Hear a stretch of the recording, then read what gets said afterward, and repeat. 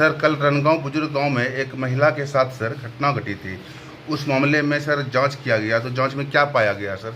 शनिवार को बांका जिले की धुरैया पुलिस की बर्बरता को लेकर आए संगीता कुमारी पर अनीशा खातून को छत से नीचे फेंकने का समाचार तेजी से विभिन्न सोशल मीडिया के माध्यम से दिखाया जा रहा था, जिस पर त्वरित संज्ञान लेते हुए जिला से डीएसपी विपिन बिहारी ने उक्त स्थल पर पहुंचकर बारीकी से अनुसंधान कर इस घटना और उक्त महिला द्वारा लगाए गए आयो संगीता कुमारी पर आरोप को बेबुनियाद एवं झूठा बतलाया। आइए जानते हैं मामले की पूरी कहानी।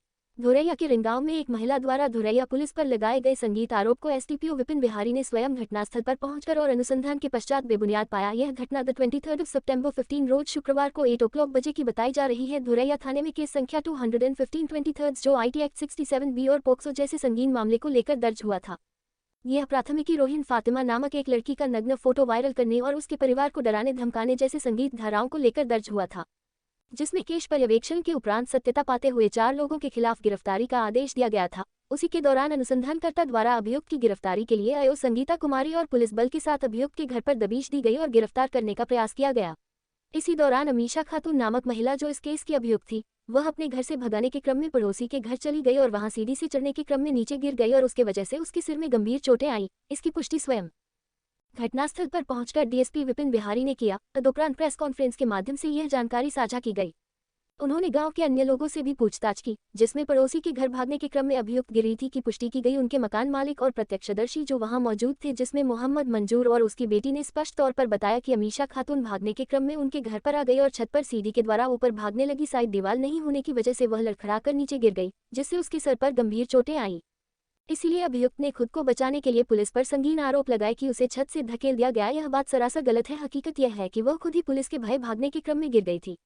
ये उधर किचन में रोटी बना रही थी। किचन में रोटी घर में तो कोई था नहीं, हम ही दोनों तरह से पूछ लेते हैं। मेरे एक हाथ में तवा था और चिमटा था। मैं ऐसे इनको नाश्ता दे के बाहर इस तरह ऐसे आई। हाँ। वो पहले उसका बेटा इस तरह ऐसे चला गया भाग के। अच्छा, वो उधर से आकर के उसका बेटा पहले भागा। हाँ, ऐसे भाग गया। फिर मैंने कहा ये कौन भागा, क्यों भागा? फिर मैं यहाँ इधर आके खड़ी हो गई यहाँ पे। यहाँ से फिर ऐसे दिख रहा था यहीं से। वो पुलिस वाला अंकल वहाँ पे ऊपर में खड़ा था और वो औरत यहाँ पे आके खड़ी थी। गिर गई?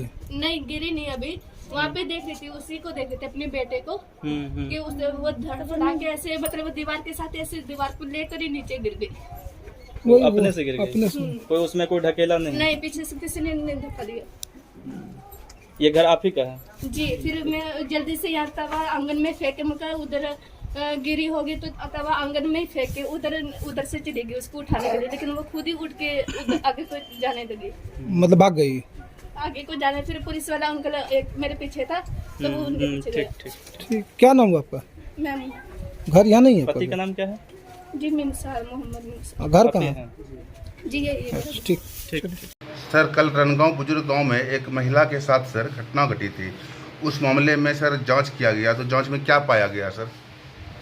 एक कल जो है दिनांक 15/9/23 को लगभग 8 साढ़े 8 बजे की घटना है। रनगांव बुजुर्ग में एक धुरैया थाना कांड संख्या 215-23 जो दर्ज हुआ था IT Act 67B और पोक्सो जैसे संगीन धाराओं के अंतर्गत यह केस दर्ज हुआ था।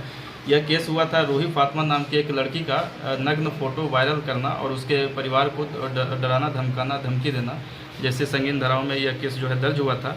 और यह केस जो है पर्यवेक्षण के बाद इस केस को सत्य पाते हुए 4 लोगों के विरुद्ध गिरफ्तारी का आदेश दिया गया था।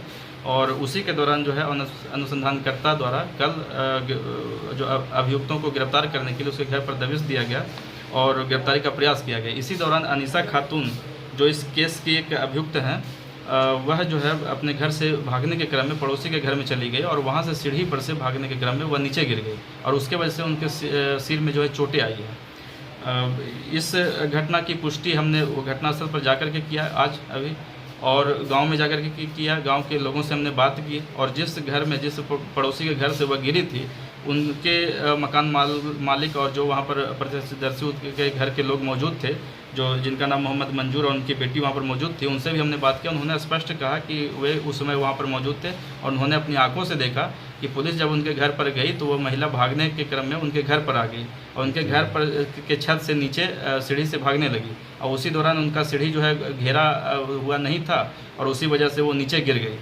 और उनके सर में जो है चोटें आई हैं। तो हमने इसकी जांच किया है, घटना से प्रचार किया, और जो उनके द्वारा आरोप जो अभियुक्तों के द्वारा लगाया जा रहा है कि पुलिस के द्वारा जो है फेंका गया, ये सही सरासर गलत है। और हकीकत यही है कि वो खुद ही जो है पुलिस के भय से भागने के क्रम में गिरी। जी